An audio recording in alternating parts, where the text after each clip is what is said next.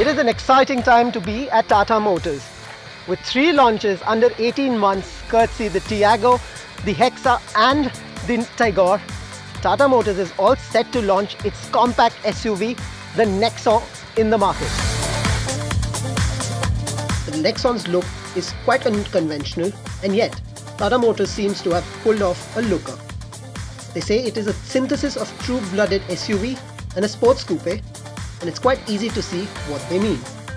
The sweeping headlights with DRLs look sharp, even if the hexagonal front grille is borrowed from siblings. The hood has nice lines on either side, giving it a solid front presence. On the side, the flared wheel arches around the 16-inch alloys grab as much attention as the stooping roof lines towards the end. The roof rails add a sporty character, as do the shark antenna fin. The tail is primarily defined by a white wrap stretch. The company says one can pinpoint a Nexon from far away, and it is primarily because of this line right here. It will be offered in 2 engine options, the 1.5 litre diesel, which we'll come to in a bit in this review, but first up we'll be reviewing the 1.2 litre petrol variant.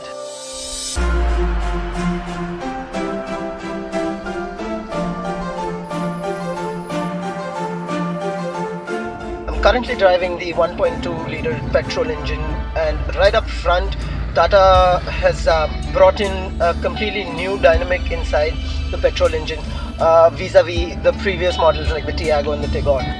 The steering on the Nexon is really well balanced and very well planted.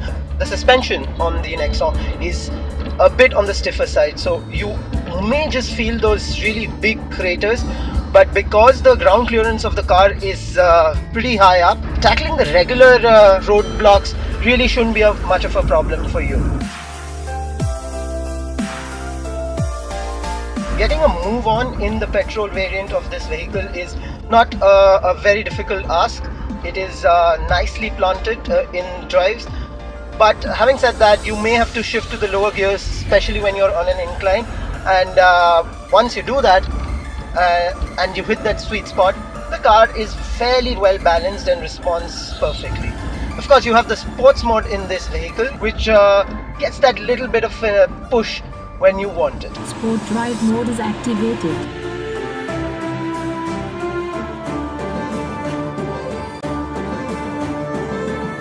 The car is also loaded with premium features like a 6.5-inch floating display at the same eye level as the instrument cluster, phone-based navigation. What I also really like about the Nexon are the premium cushioning on the seats at the back. Having said that, cushioning on the front seats could have been better. The Nexon has a premium cabin with good plastics used all around. This is barring the housing for the ORVM controls, which we found a little rickety. The large windows keep things airy and fresh. Nexon may be a compact SUV, but there is nothing compact about it on the inside. 4 adults and a child should not be a stretch at all. And if you're wondering about the stooping roofline, Tata engineers have managed to pull off what they perhaps did not in the Tigor. People up to the average Indian height of 5'11" need not bother at the back. The car also has a fairly large glove box, with some of the upper variants getting the cooling feature. There is also a removable tray, which is unique to this car.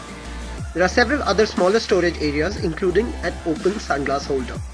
The boot space is at 350 litres, which is better than some of its direct rivals. The 60-40 split seating also adds further versatility to the luggage space. The Nexon will also come with a wristband. No, it's not really an offer. In fact, this wristband helps you just wear it around the wrist and get into the vehicle and move anywhere without the key.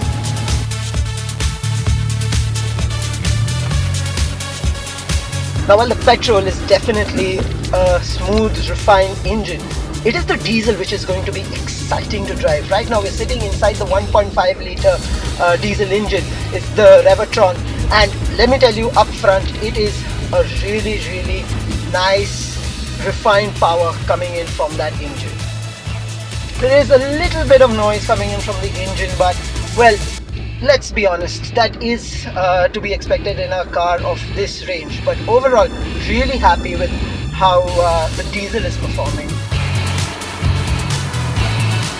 and the car is a lot more eager to go forward than the petrol cousin.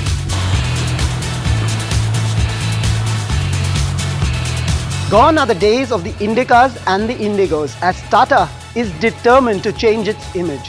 After the Tiago, Tigor and Hexa, the Nexon promises to change all of that for Tata.